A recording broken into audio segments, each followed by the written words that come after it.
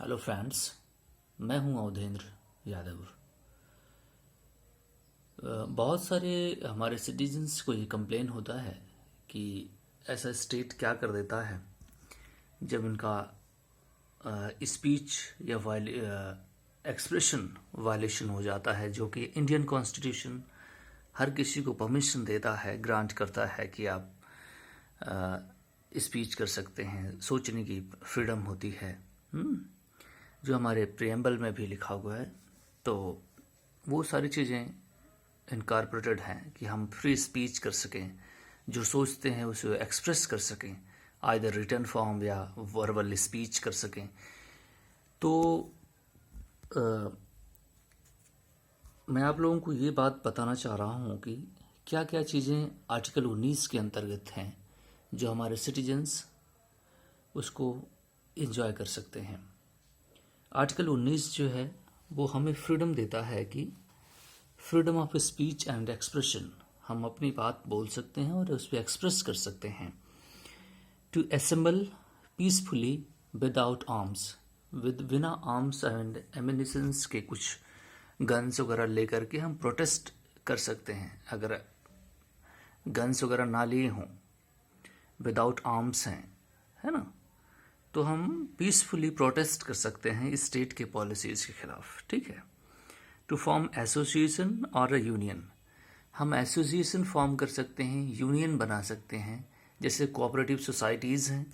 ये सारी चीज़ बनाने की परमिशन कॉन्स्टिट्यूशन देता है हमें। ठीक है। To move freely throughout the territory of India, India के टेरिटरी में थ्रू आउट हम मूव कर सकते हैं एंड कहीं भी सेटल कर सकते हैं और रिसाइड वहाँ रह सकते हैं। आइदर सेटल करेंगे तो परमानेंट रह सकते हैं, और नहीं तो हम रिसाइड कर सकते हैं। ठीक है।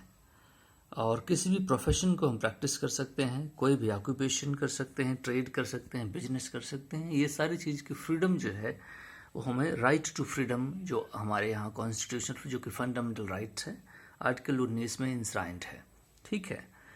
अब मैं बताता हूँ कि स्टेट जो है, जो हमारा वीडियो बनाने का पर्पज़ था, कि इन सारी चीज़ों को कैसे रोक सकता है। कभी कभी सुनने में आता है कि इन्होंने ये वीडियो बनाई थी, उनको रोक दिया गया।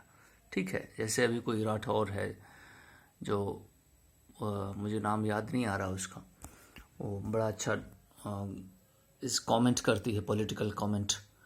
तो अभी उत्तर प्रदेश गवर्नमेंट ने उस पर एक्शन लिया था कि उसको नोटिस भेजा हुआ है कि आपने ऐसा क्यों किया है। ठीक है। उत्तर प्रदेश गवर्नमेंट उसे समझती है कि वो डिफेमेशन केस है ना। डिफेमेशन मीन्स ये है कि उत्तर प्रदेश गवर्नमेंट के काम को मेलाइन कर दिया जा रहा है, उसके जो पॉलिटिकल स्टेटमेंट हैं। ठीक है। अगर आप डिफेमेशन करते हैं, मेरे खिलाफ या किसी और के खिलाफ गलत अफवाह फैलाते हैं, तो ऐसे में भी आपका इंफॉर्मेशन जो है कर्टेल किया जाएगा। ठीक है। इंसाइटमेंट ऑफ एनी इंसाइटमेंट, अगर कोई वायलेंस आप करते हैं तो उसके लिए भी आपको परमिशन नहीं दी जा सकती है कि आप स्पीच करें, वायलेंस फैलाएं। ठीक है।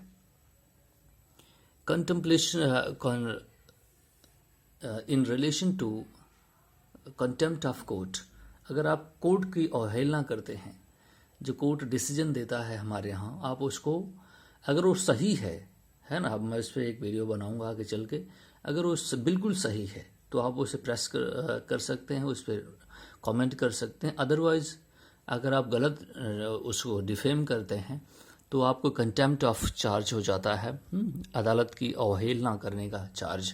तो ये चीज़ परमिशिबल नहीं होती है, ऐसी स्पीच आप नहीं कर सकते। ठीक है।